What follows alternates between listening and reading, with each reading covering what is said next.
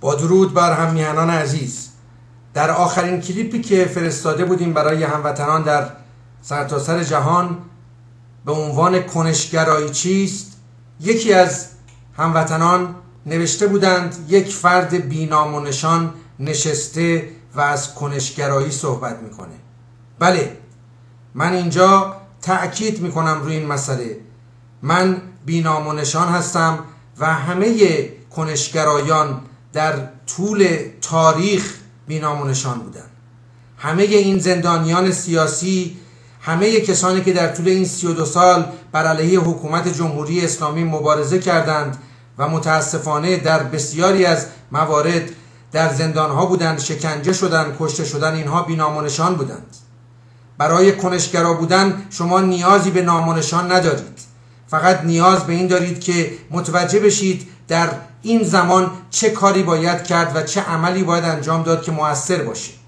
به همین دلیل هم هستش که ما باز هم روی این مسئله تاکید میکنیم. به هیچ وجه گروه و سازمان جدیدی نمیخوایم تشکیل بدیم. ما میدونیم که کنشگرایان بسیارند، بیشمارند در سرتاسر جهان.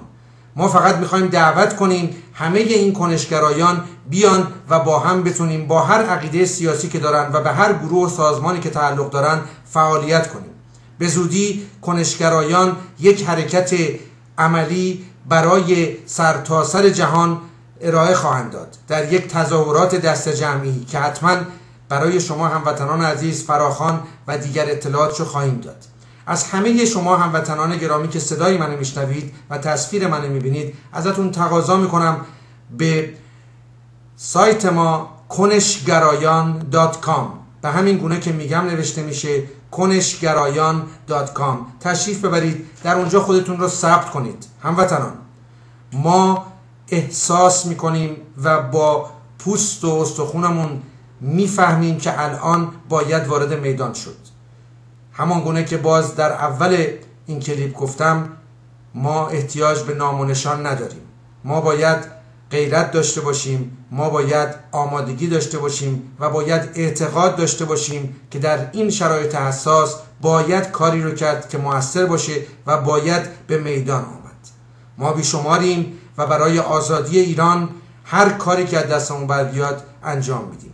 زنده باد ایران، زنده باد آزادی و زنده باد این طرز فکر که برای نجات کشورمون باید دست به دست همدیگه بدیم. با هر اعتقاد سیاسی که داریم، با هر مذهبی که داریم، با هر دید و نگرشی که داریم، در این لحظات حساس باید با کنشگری و عملگرایی با هم باشیم. از شما باز هم دعوت میکنم به سایت koneshgarayan.com تشریف ببرید، ثبت نام کنید و نظرات خودتون رو، پیشنهادات خودتون برای ما بفرستید. ما باید با هم بتونیم در عرصه عمل کارهای بسیار مهمی انجام بدیم و هر چه زودتر کشور عزیزمون ایران رو به آزادی برسونیم. زنده باد ایران، زنده باد آزادی.